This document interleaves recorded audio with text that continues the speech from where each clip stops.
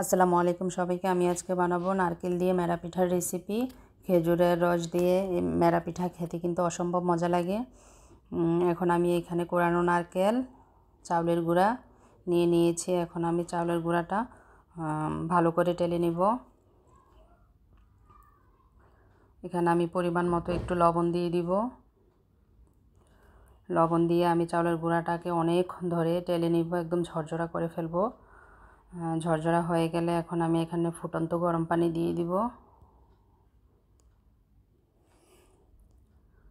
এই তো এখন আমি এটাকে ভালো করে নেড়ে একটু সিদ্ধ করে নিব।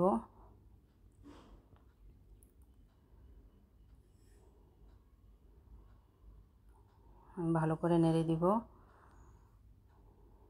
এই তো সিদ্ধ হয়ে গেছে। এখন আমি এটা উঠিয়ে নিব।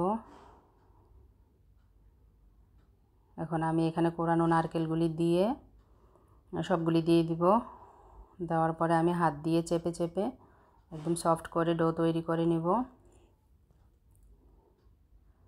তো ডোগুলি তৈরি হয়ে গেছে। এখন আমি হাত দিয়ে গোল গোল করে মেরা পিঠাগুলি বানিয়ে নিব। এখানে আমি পাতিলে একটু পানি নিয়েছি, তার উপর আমি মাটির পাতিলটা বসিয়ে দিয়েছি। এর মধ্যে আমার সবগুলি পিঠা বানানো হয়ে গেছে। এই যে দেখেন, সবগুলি পিঠা বানানো হয়ে গেছে।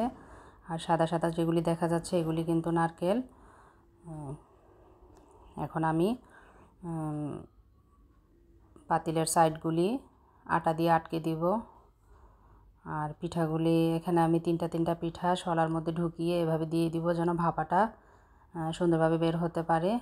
দিয়ে আমি সবগুলি পিঠা এখানে পাতিলে দিয়ে দিব। সবগুলি দিয়ে দিব, দিয়ে ঢাকনা দিয়ে ঢাকনার সাইডগুলিও আমি আটা দিয়ে ভালো করে আটকে দিব। আটকে দিয়েছি। এখন 40 মিনিট পর আমি ঢাকনাটা খুলছি। এই যে দেখেন, সবগুলি পিঠা এখন সিদ্ধ হয়ে গেছে। এখন আমি এটা ঢেলে নিব। ঢেলে নিয়েছি। তারপর আমি এটা খেজুরের রস দিয়ে পরিবেশন করেছি। দেখেন কত সুন্দর হয়েছে। আপনাদের যদি ভালো লাগে প্লিজ লাইক, কমেন্ট, শেয়ার করবেন আর ফলো দিয়ে আমার পাশে থাকবেন। আসসালামু আলাইকুম।